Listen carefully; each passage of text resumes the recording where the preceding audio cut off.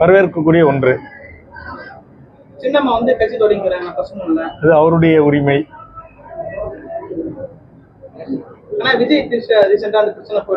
அது அது குறித்து கருத்து சொல்கின்ற அளவுக்கு நாங்க தமிழக வாழ்வுரிமை கட்சி 6 இடங்களை கேட்டு திமுகவிடம் நாங்கள் முறையிட்டு இருக்கிறோம். முதல் கட்ட பேச்சுவார்த்தை சுமூகமா முடிந்திருக்கிறது.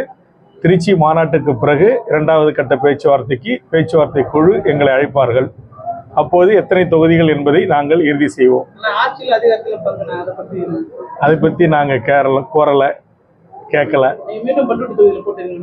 அது திமுக தலைமை தான் முடிவு செய்ய வேண்டும். நாங்கள் சில தொகுதிகளை கேட்டிருக்கிறோம். அதில் எந்த தொகுதிகளை அவர்கள் ஒதுக்குகிறார்கள் என்பதை திமுகவின் தலைமை பேச்சுவார்த்தையின் போது முடிவு எட்டப்படும். நாங்க தமிழ்நாடு முழுக்க தான் கேட்கிறோம். 6 தொகுதி கேட்கிறேன். அதனால கடலூர், திருவண்ணாமலை, விழுப்புரம், சேலம், தருமபுரி, கிருஷ்ணகிரி, எல்லா இடங்களும், வேலூர், எல்லா இடங்களையும் கேட்கிறோம். எங்க கட்சி இப்ப ராஜசேகர் மாவட்ட செயலராக அறிவிச்சிருக்கிறேன். அவருடைய தலைமையில அவரு உங்களுக்கு தெரியும், இன்னைக்கு ஒரு முதல் இனிப்பு விழாவுக்கே இன்னைக்கு இவ்வளவு எழுச்சியான இளைஞர்கள் வந்திருக்காங்க, தாய்மார்கள் வந்திருக்கிறாங்க. இங்க வந்திருக்கிற 2000 பேர்னா 2000 × 10 போட்டாலே எங்க கட்சிக்கு 20,000 வாக்குகள் அவரால் நாளைக்கு வாங்கி எங்க கட்சிக்கு தர முடியும். அந்த அளவுக்கு ஒரு கேப்பபிலிட்டியான பர்சன் தான் அவரு. அவரோட நல்ல இளைஞர்கள் இருக்காங்க, உறவுகள் இருக்கு, நண்பர்கள் இருக்கிறாங்க. அவர் தொழில் செய்கிறாரு, ஒரு நன்மதிப்பை இந்த பகுதி மக்களிடம் பெற்றிருக்கிறார்.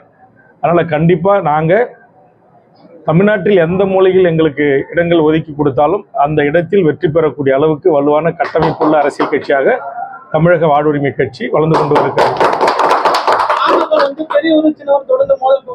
அது அவருடைய அப்பா மகன் பிரச்சனை, அதில் நான் தலையிடுவதில்லை.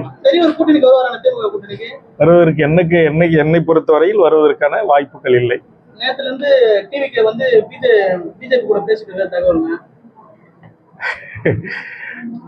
அவர் எந்த மதவாதத்துக்கு எதிராக நான் கட்சி தொடங்கி இருக்கிறேன் என்று சொன்னாரோ அதே கட்சியோடு அவர் கூட்டணி வைத்தால் தமிழ்நாட்டு மக்கள் அவரை நிராகரிப்பார்கள். ஆனா நடிகர் விஜய் இது வரைக்கும் ஆட்சிக்கே வரல. ஆட்சி வரதுக்கு முன்னாடியே தேர்தல் வாக்குறுதி அள்ளி வீசுறாரு. அதெல்லாம் கருத்து சொல்ற அளவுக்கான அவருடைய பாணியிலே சொல்லணும்னா அந்த அளவுக்கு அதெல்லாம் ஒர்த் இல்லை. நடிகர் விஜய் மற்ற கட்சிக்காரங்க தேர்தல் அறிக்கை விடும்போது விமர்சிச்சிருக்காரு. பட் ஆனா அவர் தேர்தல் அறிக்கை நிறைய விஷயங்கள் பண்ணியிருக்காரு. எல்லாமே ஆந்திரா, தமிழ்நாடு, ஏனைய மாநிலங்களில் அந்தந்த மாநில முதலமைச்சர்கள், கட்சியினுடைய தலைவர்கள் கொடுத்த தேர்தல் அறிக்கைகளை அப்படியே காப்பி பேஸ்ட் பண்ணி அவர் வெளியிட்டிருக்கிறார். இதில் எதுவுமே இன்னும் கேட்க போன அவர் சொல்வதெல்லாம் பல திட்டங்கள் இந்த மண்ணில் ஆண்டாண்டு காலமாக, பன்னெடுங்காலமாக நடந்தேறி வருகின்ற திட்டங்கள். அந்த திட்டங்கள் இந்த தமிழ்நாட்டில் இருக்கிறதா இல்லையா, அது நடந்து வருகிறதா இல்லையா என்கிற ஒரு அடிப்படை புரிதல் கூட அவருக்கு இல்லாததுதான் இதை காட்டுகிறது. கண்டிப்பா நாங்கள் மதச்சார்பற்ற முற்போக்கு சக்திகள் எல்லாம் ஒன்று கூடி திமுக தலைமையில் 4 தேர்தலில் மகத்தான வெற்றியை பெற்றிருக்கிறோம்.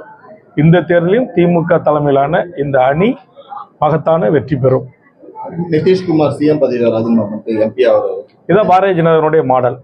பல மாநிலங்களை தனதாக்கிக் கொள்வது, முதலமைச்சர்களை தனதாக்கிக் கொள்வது, சிபிஐ, வருமான வரித்துறை, அமலாக்கத்துறையை பயன்படுத்தி மிரட்டுவது, அடிபணியாதவர்களை சிறையில் அடைப்பது, கெஜ்ரிவால் போன்றவர்களை பொய் வழக்கின். இப்போது டெல்லி உயர்நீதிமன்றமே உச்சநீதிமன்றங்களை அவர் நிரபராதி என்று விடுதலை செய்திருக்கிறது. ஆக பாரதிய ஜனதா என்பது மதத்தின் பெயரால் மக்களை அணிதிரட்டுகின்ற ஒரு முயற்சியில் ஈடுபட்டிருக்கிறார்கள். அந்த முயற்சி இந்தியாவில் எந்த மாநிலத்தில் வேண்டுமானாலும் வெற்றி பெறும், தமிழ்நாட்டில் ஒருபோதும் வெற்றி பெறாது.